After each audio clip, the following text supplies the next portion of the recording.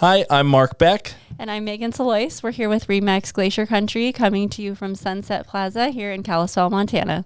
And this is Selling Montana, a podcast about business, real estate, and entrepreneurship. And we have Dr. Greg Seaman from Montana Dental Spa with us. Yes, sir. Yeah. I Thank haven't heard you. It said that way before, Dr. Greg Seaman. I was practicing that. Well, Megan, you've known me since before I was I Dr. know. Greg Seaman. This is true. Yes, this is true. Maybe we could start there. Yeah. How do we know you? Yeah. Well, Megan married one of my very best friends. I did. I stole him from you. Yeah. That's the going joke. Stolen. For a long time. Yeah, no. Tanner and I, really, really close buddies since, 7th grade. We played sports, baseball, basketball. Spent so much time together, just hanging out on the lake, at my house, during tournaments and stuff. Just, between them and, our other group of friends, just pretty much inseparable. And then, Megan comes around and then I came along. Dang it, Megan. No. You're definitely, they took me in. They took me in. Yeah. No, we love you. Yeah. Some of my first memories are at your dad's house on Foy's Lake with down in the basement, tons of craziness. Just throwing Eric, your little brother, across the room. Well, now he's got 20 pounds on all of us. He does. He's a big boy. He shot up. Yeah. What was I going to say? Tanner's, he's kind of, laid the trail for me and all my other buddies. And, you guys got married first and had some kiddos. We were first, and now, I'm married with my wife Shelby and our daughter Tatum. How long you been married? For almost a year. We're actually coming up on your first. Yeah, we're following your Yeah. footsteps. We're actually going to Quinns for our anniversary. Oh, there you go. So, that'll be Perfect. December 18th. And then our daughter just turned 6 months. Her name's Wow, you got right after it. Yeah, man, we were just, yeah. She's so cute. That's maybe a story for another time. But, but no, life is really, really awesome. Tatum is really healthy and she's growing quick and she's 6 months old. She just got her 6 month shots and man, she just loves us so much and we love her and she's given us just the dirtiest looks yesterday after the shots. How dare you? Oh no, we're so sorry, hon. You got a cute little baby, that's for sure. That's your Instagram's full of that. I wouldn't know you're a dentist unless, Yeah, you don't want to look at my phone. All I got are, pictures of teeth and babies. Yeah. Teeth and babies. Mm-hmm. It sounds familiar, minus the teeth. Really. Yeah. And you own Montana Dental Spa now. Yeah. So, I guess I'm from Kalispell, born and raised. I went to Flathead. My family goes way back. I'm fifth or sixth, I think fifth generation from the valley. Actually, if you go to Columbia Falls, there's the Masonic Temple, and they have a mural there. And the mural, one of the segments is of a family in front of their covered wagon with a baby in the crib. And that baby was like my great-great-grandfather. No. Yeah. Oh, I didn't know that. That's crazy. Yeah, That's so we cool. go super, super far back, literally settled Columbia Falls. And then my dad's side of the family came here in the 60s and started Patty Seaman Homes, and the rest is history with them. And I kind of wanted to blaze my own trail and decided, after going to Flathead, I went to Missoula for college, went to Arizona for dental school. And from high school actually is when I decided I wanted to be a dentist. Actually, here's a little I story remember. How do you decide that? How does that? So I got a great justification here. So okay, all right, let's hear it. Okay, so Tanner and I playing baseball, and we're in a tournament in Bozeman. We're 17, and I was playing catcher, and we were up by 3 runs in the last inning, and they are up by 2 runs, and they scored a couple, had the guy on second and third with 2 outs.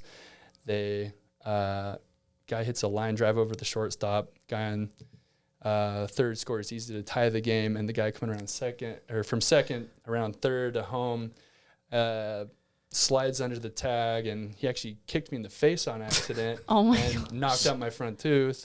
Nuh-uh. Yeah. And so so that kind of you know. Then you were like, it'd be really helpful if I could just fix my own tooth. Right. Yeah. Well, Yeah. I don't know. I had gone to the dentist quite a bit, never really had much work or anything. So I didn't really know what dentists did that much, at that age even. So, when Dr. Davis here in Kalispell was actually able to fix it, I was super intrigued by the whole process and by the final product and everything. And that just really got my interest. And I had always, for whatever reason, I was weird. I wanted to be a doctor growing up and ended up, being kind of a doctor. So You're a doctor. You are a doctor, not kind of. well, it depends on if you ask Tanner or my other friends. So. Yeah, Connor. I feel like that's probably one of the best doctor jobs you could have. I mean, right? I don't do smells like at all. And I feel like that would have the least amount of Well, I mean, you smells. probably got some bad breath. I digress. Yeah. I have a pretty weak smell or sniffer, so it serves me well. Yeah, that would. Yeah. Oh. But No. so that was that one got me interested, and came back to the valley. I always wanted to move home. I love my family, love my friends, and love the idea of entrepreneurship and running things my own way. And I studied. I mean, they don't teach anything about business in dental school. Sure. You pretty much have to self-teach yourself, and reading books and listening to podcasts and everything to kind of form your own, really your own path and how you want to manage things. And at Montana Dental Spa, really my whole goal was to just create a totally different atmosphere, because everyone's always telling me how afraid of the dentist they are and the terrible experiences they've had. And so, my number one goal is to create that atmosphere that doesn't feel like a dental office. So you come into my office and, we have aromatherapy going, so it doesn't really smell like a dental office. We have, fun music playing, and everyone's in the back just singing away. And you sing to your patients? I do. At least to me. See, this is, I know, I got gypped. Okay, we got the hip out of the way. I don't have to say that you guys are my patients. Yes, we are patients. We are patients of Montana Dental Spa. Yeah, I didn't get a song sung to me. Well, I just got gagged. Yeah, we won't talk about Mark's gag reflex. It's a defense mechanism. Oh my God. Well, next time you need some work, I'll definitely sing for you. But you got some nice, pretty, healthy teeth, so hopefully that won't be for a long time. Thany you. I remember you said, I had a handsome teeth. I was like, I haven't had that said before. I said pretty teeth, and then I was like, I mean handsome. Sorry. Oh yeah, you don't want to be pretty. Yeah. No, I don't want to hear pretty mouth. You are a pretty man, but oh, thank you. We have a lot of fun in our office, and I mean, like I said, anything we can do to make the experience better, and I always make sure that the patient knows that they're in charge, and we're not going to tie them down and do a bunch of dentistry. We want them knowing exactly what's going on. We want them to understand the process and feel comfortable and confident in what's actually going on. And if a lot of people don't want to actually know, so we've got iPads and stuff, so they can watch Netflix, Hulu, Disney, whatever. They can just throw it on the iPad, and it just hangs above their head, and they get to just sit back, relax. Actually, another thing that we do is do like paraffin wax, hand dips, and little minor low grade spa type of stuff. And the goal down the road is actually to build a new building for my practice, to be able to expand, offer more actual spa services in combination. So like with a the pedicure dental. While you're getting your teeth worked on. Yeah, well, I mean, probably not during, I know, before or wouldn't that be after. nice? But it's like, hey, you coming in for a root canal, I'm not looking forward to it, but hey, you have your massage and your pedicure scheduled right afterwards. Come on. When's the Botox coming? Well, hey, actually, hold on. That's coming around the corner. So because that is actually something that I do need. in my jaw, like for real. For medical reasons. Yeah. Yeah. No. But yeah, for real. Like, because I've read up on it, and it's a thing. Like, and we even talked about it before. Yeah. I mean, a little Botox, placed correctly in a temporal, just like releases the muscles. Yeah, it just releases the tension. It allows you to obviously still masticate and speak normally and everything, but it just relaxes it enough that it can actually, well, without getting too far into the science, I guess, just allow the jaw to relax and allow it to kind of, heal and not be so tense and and sore. So, that's it's definitely something I'm interested in because I've just dealt with TMJ for, like over probably 15 years now. There's obviously I'm not a TMJ specialist. I know enough, as we say, to be dangerous, and I say that all the time. Anyways, I know enough to point people in the right direction. A lot of times we start with physical therapy and that type of thing, and sometimes it actually can be an occlusal problem, essentially the way that your teeth touch. There can be malalignment that can create, essentially your joint is having to compensate to find the correct bite, and in that compensation, it's overworking itself and then creating the discomfort. So that's also an aspect that's possible. And are there any legal? Don't take my word for. No, you're not on the hook. I'm not offering dental advice right now. It's a case by case basis, and come to my office if you want me to give. This is just for fun, just to be clear, all right? Just for fun. No malpractice lawsuits. Well, it's exciting to see where your practice will go over there, because you've already grown it so much over. Because when did you move back? I moved back 4.5 years ago. 4, okay. And I worked a couple different offices. Was going to buy one practice. Oh yeah, didn't quite I remember work that. out. I worked a couple other places, and then it was just like, I'm going to do my own thing because not that I can do it better, but hey, I want to do it my own way. I learned the things that I liked and disliked about the way that other people manage their practices, and I was like, hey, this is finally my chance. Let's do it the way that I want to do it, and it's grown super, super quickly. I mean, we in the first year we got really, really busy, and then I actually COVID happened right away. Right. We navigated that and came out pretty good on the other end. And Dr. Davis, who was my dentist who fixed my front tooth, he just actually specialized essentially in mini implants, and now he's no longer doing general dentistry, and he came to me and offered me to take over the care of all of his patients. And so transition's gone really well. And I was able to bring in one of my very best friends, Luke Green, Dr. Luke Green. He's been working in the Valley for as long as I have, and very talented dentist, very compassionate, and we're very similar. So I feel as though we're well calibrated, which is good for all of our patients. And we have some, similar interests and also things that we have our own interests in. So I think we really mesh well together, and all my patients have really like getting to meet him as well. And, all of my patients will stay with me, and the patients that he, gains over the years will, stay with him. But we're under one roof, and it's gone really well. So, I mean, I went in less than 3 years, I went from complete startup, not a single patient on the books, to now we probably have 1,500 to 2,000 patients. Oh, wow, that's a major growth. Congratulations. That's so cool. We're still accepting patients. So, I mean, that's incredible. Keep sending them my way. But hopefully just keep growing. All from you just giving people your card out at the baseball games? Just that's what you did to me. You're like, hey, all here. those Lakers games and handing out free golf at Village Green. Yeah. No, you have a good reputation in the Valley. You know a lot of people, and people like you and trust you. So I'm sure that helped too. It's kind of a funny thing where a lot of dentists don't, or just I think doctors and probably any professional, they prefer not to work on or work for their friends and family and stuff. In case something went wrong or something, they don't want to have to deal with the drama or whatever the repercussions are of, working on a family member or a friend, maybe damaging that relationship. But for me, like, I have such a sense of like,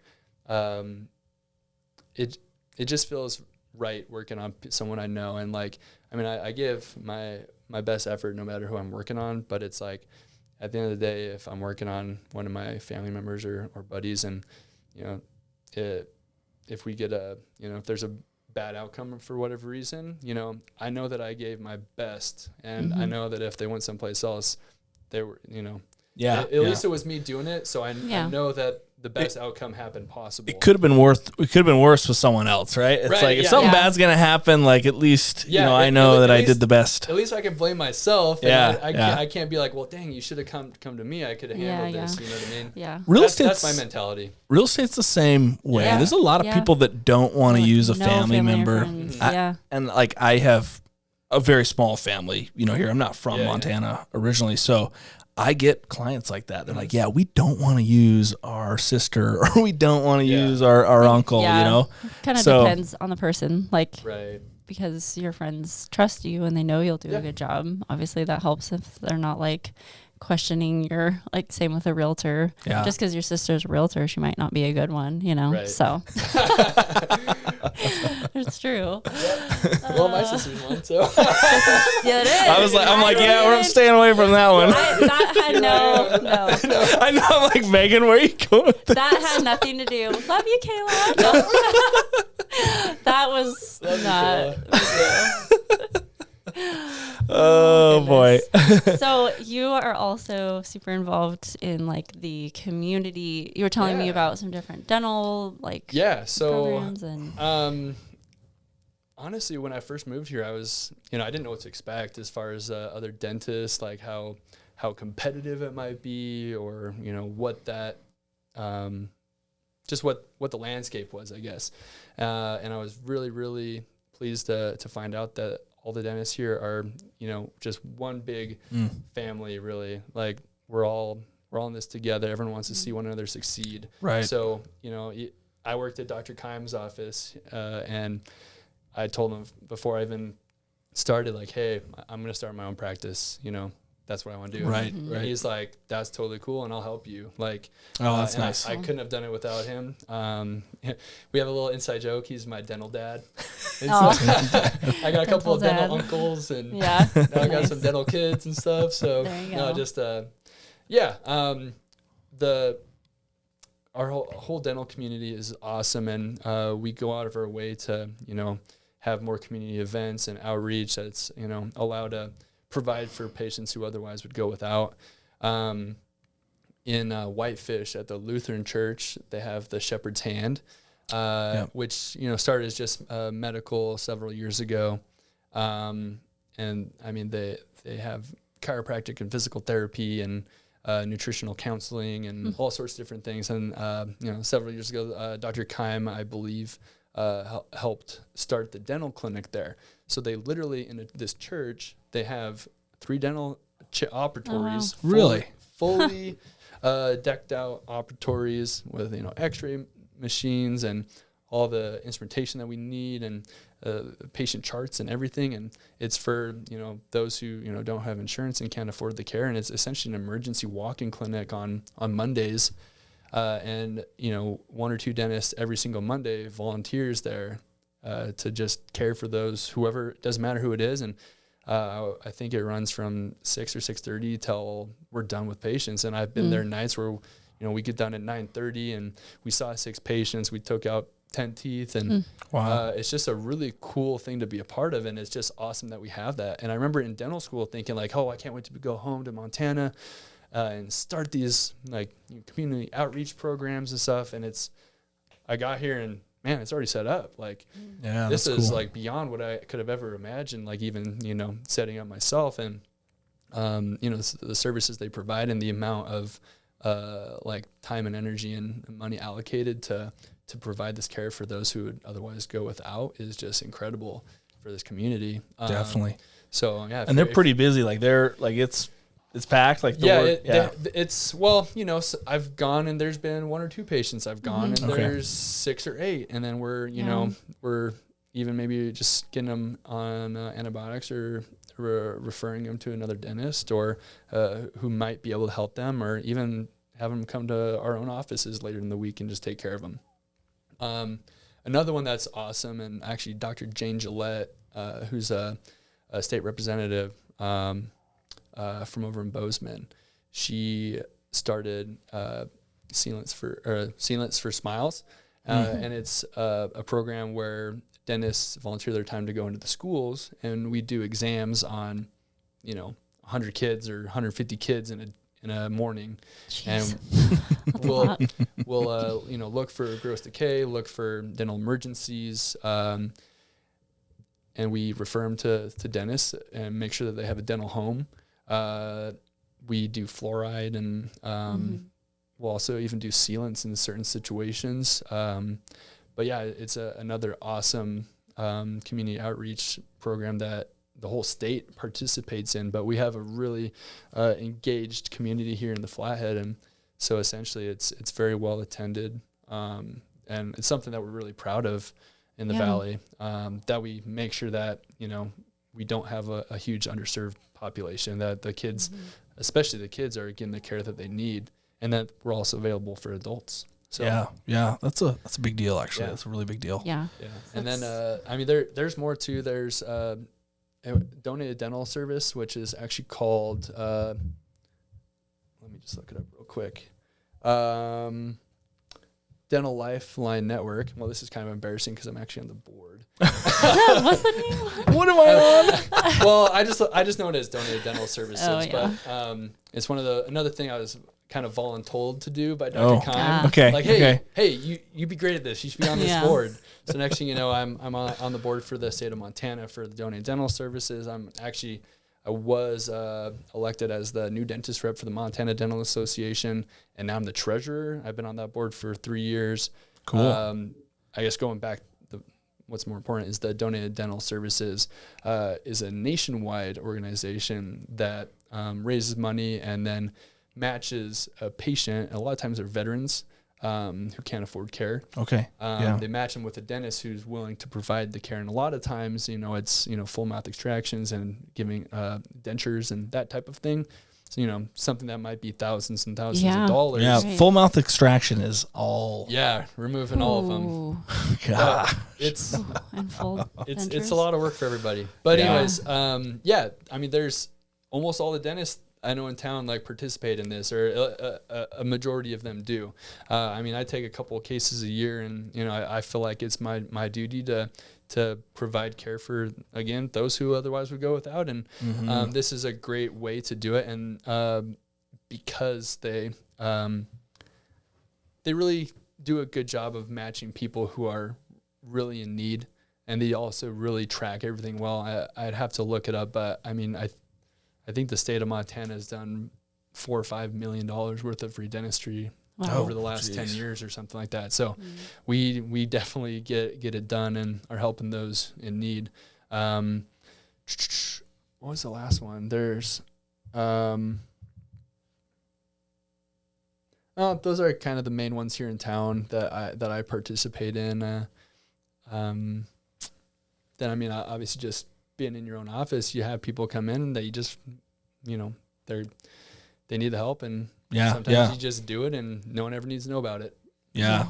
It's hard. We've been in spots like that with Tanner, his lovely teeth, where it's okay, he is in excruciating pain, but we're broke, and what do you do? It's when you have dental problems, you can't leave it, and so to offer that for people is really cool. Yeah, exactly.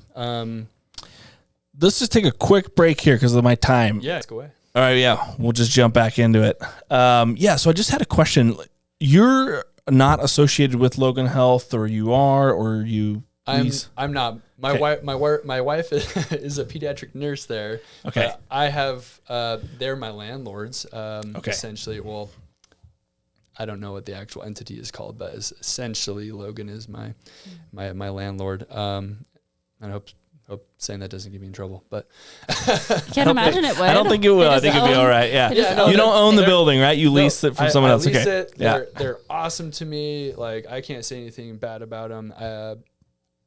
They're really great to me as a tenant.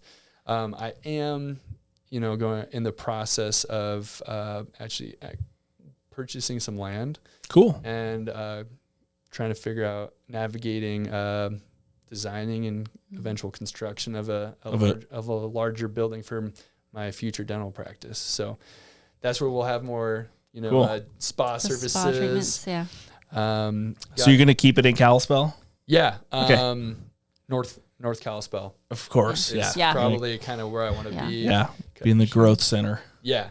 Exactly. Cool. So that's future plans. Hopefully within the next like 3 years, I'll be being able to move someplace else. Fun. But yeah, no, I was super grateful to Logan for letting me rent out the space. It was actually dental office before. Shout out to Dr. Jarvis, who used to have his practice in there. Now he has a beautiful building right above Village Greens there on Whitefish Stage. So just quick question, real estate question. So when you lease the building from Logan Health, do you own the equipment because it's your specific to your practice? Okay. So yeah, they own just the space. Pretty much anything that you can, pick up and walk out of it belongs to me. Those are your personal property. Yeah. Gotcha. Yep. Okay. I was able to start off my practice probably about as affordable as you could, got, really nice quality equipment and stuff, but I was able to do it in a reasonable, Yeah, you definitely have some nice stuff. I'm tempted to ask how much does it cost to start a dental office? Oh man, well, okay, it depends on who you ask. If you ask the dental equipment companies, they'll probably tell you like, minimum $500,000. But I think I started mine for about $240,000, and okay, then every dime that I make, I put towards the practice. I bought the iTero, which was that intraoral scanner that kind of shows you the digital model of your mouth. That was $50,000+. The 3D X-ray unit that I has, the cone beam, it's that was $60,000. It's like sounds like a Zillow bill for me. So 50 grand. I don't know. It's one of those things where obviously I want a very high-end and technology-driven practice, because I want to be able to offer the best quality treatments and get the best outcomes possible for all my patients. Last year I invested in a D4K 3D printer, and so I actually do some 3D printed dentures. That's right. You were telling me you can 3D print like mouth guards, and because I lost mine. Yeah, and you're I can do a lot of cool stuff. With the, it's actually really cool. So I'm starting to integrate all of these different pieces of technology into my workflow. So we have the iTero, which is an intraoral scanner. It's a little camera that goes inside your mouth, and like it's on a wand, and we move it around, and we get all the different angles, and the camera takes 6,000 photos a second and stitches the data together into this model that we can, take individual pictures from, and it's a great educational tool for the patients. We can take that data in a STL file, and we can actually pair it with the 3D X-ray image, which is a Diacom file. We can put those together, and then we can create surgical guides for implant surgeries. We can send it off to a lab, and they can make veneers. They can make crowns. They can make dentures. And then it all matches up perfectly to your teeth. Yeah, it's extremely accurate. The 3D printer that I got, the D4K, it's from EnvisionTech, Desktop Health. It's the top of the line, fastest, most accurate printer, and the materials that we have are FDA approved as final restorative materials. So it's actually it's resin with ceramic particles, essentially nanoparticles, and so once it all in layers stitches itself together, essentially, then it creates these actual restorations that are they have different properties than the materials that we're using. A lot of things, like porcelain, for instance, is extremely hard, but it's brittle. Whereas this material is actually, the research is showing that it's more durable, but it's because it has a slight amount of flex to it, so it's not going to crack. And the wear resistance is actually relatively similar to that of like porcelain and Emax, which is what a lot of crowns are made out of. So it's new day and age of dentistry. We're going that, Yeah, no that way. Nanoparticles. Yeah. I mean, it's really awesome, and I totally geek out on this stuff, and I spend way too much of my money trying to, learn all that stuff, and I go to tons of CEs so I can, gain these skills to be able to bring that type of technology and treatment to the Valley. So at some point someday, I'm hoping to just be that, top level practice that can, do almost anything, and then pairing that with us, trying to create that unique experience where patients are actually comfortable and confident what's going on. Sure. Yeah. It's definitely a unique experience for sure. I can't think, Mexico. That's what you're going to tell us about. Mexico. Okay. So, if you want to get me excited, let's talk about Mexico. Let's get you excited. Not for the reasons that you would normally think of, though. So when, and I get a little emotional about this kind of stuff. So, okay. I went to Mexico a couple times growing up as a kid and stuff like that with my family. But when I was in dental school, first week of school, everyone always talks about, the mission trips you get to go on when you're an upperclassman. And so like that was like straight up my alley, and I got involved as soon as I could. I went on a trip at the beginning of, or I guess at the end of my second year, right as we're getting started into clinical stuff. And so I was totally trained on how to do fillings and extractions and everything. Now it's like, learning on people and stuff like that. And one way our school would do that is they'd send a group of us to Atoyac, Mexico. And so we'd fly into Zihuatanejo, Ixtapa area, and then we'd in the Guerrero territory, and we'd go down the coast towards Acapulco, and then we'd hang a Louie into the jungle, and about 2 hours in the middle of nowhere, Atoyac, Mexico. And we set up at this clinic. We do normally 2 days at the clinic and 2 days just in random jungle towns. So we set up on like basketball courts in their schools, and you just do dentistry all day long. And we just set up triage, and you figure out which teeth need to go, which people have infections that we can help take care of. Wow. We even bring hygienists who do cleanings, just like gross debridement, removing as much calculus as they can to try to help these people just be a little bit healthier and stuff, and do as much hygiene and diet education as we can. But I mean, you'll go down there and, in 4 days, you'll take out 100 teeth and do several fillings. I've done some like crazy root canals and all sorts of cool stuff like that. But it's totally life-changing for everyone involved. I mean, obviously you're going down there and, serving the people who otherwise, again, wouldn't have access to dental care. You're getting them out of pain, suffering, removing dental infections, which can go systemic. And I mean, in severe cases, lead to death. So, I mean, it's life-altering stuff that a lot of these clinicians are doing down there. And the clinic actually started probably almost 30 years ago. A guy named Dr. Tim Lukowski, who is actually my mentor in dental school. He was the director of the special needs clinic at our school, which was the first of its kind in the whole nation. And they essentially, it's a clinic which is specifically for those with special needs. And obviously they take they need a different type of experience. A lot of times we're actually having to sedate them and that type of thing. But essentially, Dr. Tim, his whole specialty was just compassion. And he helped start the clinic down there in Atoyac, Mexico. And he went at least once, probably 2 or 3 times a year, his whole last 30 years of his life.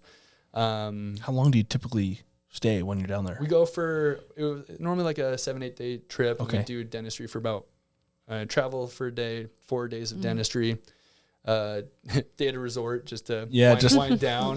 Gotta get that in there somehow. Well, it's gotta really just tug your heartstrings when you're doing that, and you see when you see extreme poverty and what it does to people, and the position, the lack of opportunity they have. Well, I mean, when we don't have access to clean water, and the safest thing to drink is a can of Coke, Yep. Or a bottle gosh. bottle of Mexican Coca-Cola. I mean, what's worse for your teeth? Ugh. You know what I mean? Yeah. So it's like, Oh my man, goodness. I'm drinking what I can to survive. And I mean, it's like one thing that always hit me is like, you'll see the little kid just walking around, you know, barefoot in the streets with not even Ziploc, like a little sandwich baggie with a straw in it with a rubber band around it. And that's like their juice box. That's just what they drink during the day. Yeah. So it's like, you know, no wonder why your oral health is so poor. But yeah, I ended up actually going on 5 trips so far throughout my career, and actually the first 4 were during dental school. I became a leader of the trip, and one of my best friends, who's a dentist in Eugene, Oregon, Ryan Magnuson, we led 3 of the trips, and I mean, I have so many close friends from going down there. Kaylin Pierce, Aller. Actually officiated their wedding in March.